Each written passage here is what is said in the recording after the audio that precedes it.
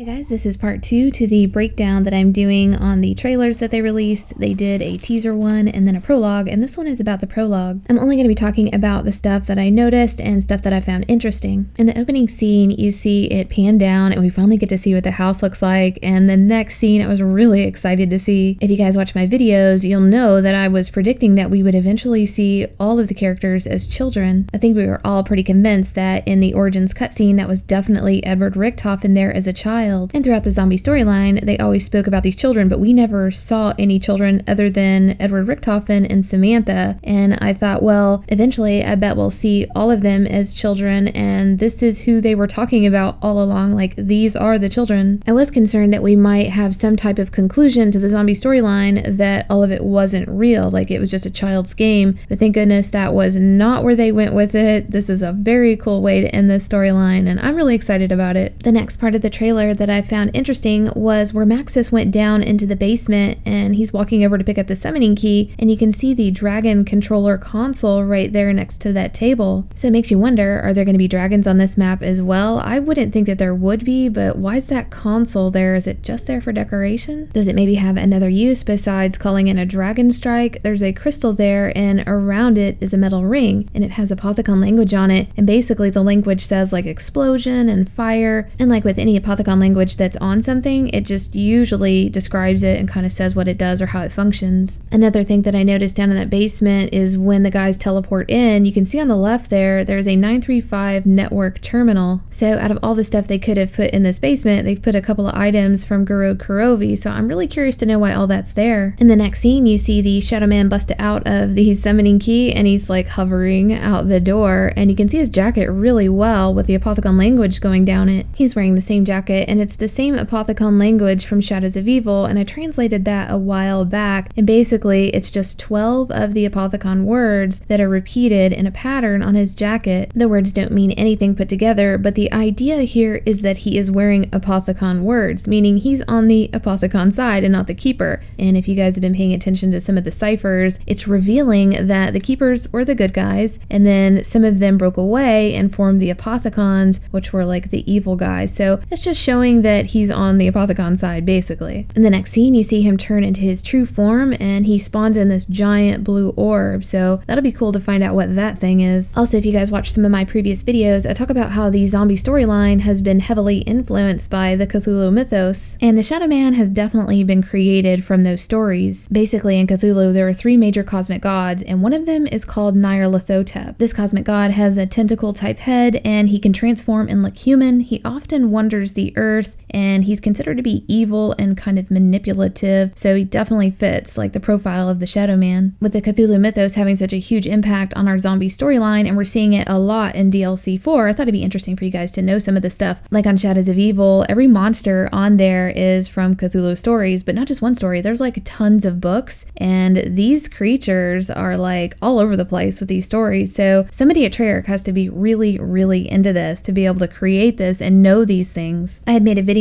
talking about all the creatures, and I wanted to know like where are these things coming from, these meatballs and parasites. This stuff is insane, but when you understand the Cthulhu stories, then you understand how all of this manifested. And I'd always wondered who at Treyarch is doing this, and then I saw a tweet from one of the Treyarch writers. Now I don't know if this guy is a zombie writer, campaign, or multiplayer writer, but he had tweeted about him being a Cthulhu fan. I was like, oh, this could be the source. So back to the trailer, you see the Shadow Man spawn in this blue orb, the ground explodes, and it looks like he is sending things into the ether. You see this one patch of land teleport in, and this appears to be Shangri-La. You can see the Pack-a-Punch area up there, and then that statue, and then you can see right there by spawn that building that you have to walk under, and those spikes come up. I don't know how much of this map is going to be accessible, but you're getting an idea here of what this is going to be like. Like, we're probably going to be teleporting around to these maps that are broken up and like all over the universe. The question remains, how many of these maps are we going to actually get to see? I think we're going to see quite a few of them. One thing I'm curious about though is like Nuketown and like Moon. I bet we're definitely going to see Moon. I bet it's going to be part of the main Easter egg to teleport around and open up all of these locations to get to like a final location. The more I think about this, the more excited I get. This is going to be an awesome map, and I'm going to be live streaming it the moment it comes out. Gonna go for the main Easter egg again, so that should be really exciting. This next part of the trailer definitely got me thinking about the Apothicon Servant. There's a huge tentacle monster. He's shooting an element 115 meteor out of his mouth, and you see like a giant vortex. With a seeing all these redesigned maps and them including them in this new zombies map, then it makes you think, yeah, we'll be going back to Shadows of Evil or a portion of it in some way. And that might be the way that we finally get to upgrade this Apothicon Servant. And I'm going to play for you guys an interview that Jason Blundell did with Noah that was really cryptic and really leads me to believe that DLC 4 is going to be our answer for this upgrade. Map. Sure.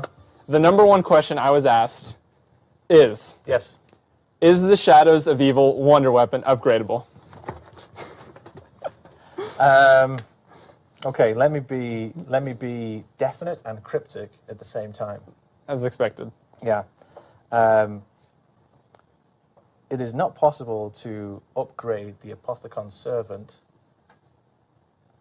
in Shadows of Evil. So he admitted that his answer was cryptic, meaning you've got to read into that and try to understand what he's saying. So if he's saying you can't do it in Shadows of Evil, well, maybe you can do it in a different version of Shadows of Evil that we might see on DLC 4. This last thing I was really happy to see is the zombies mode getting spotlighted and getting top billing. And they're trying to make it kind of special for us. Unfortunately, it's the last DLC, but at least it's something. But let me know what you guys think about this, and we'll see you next video.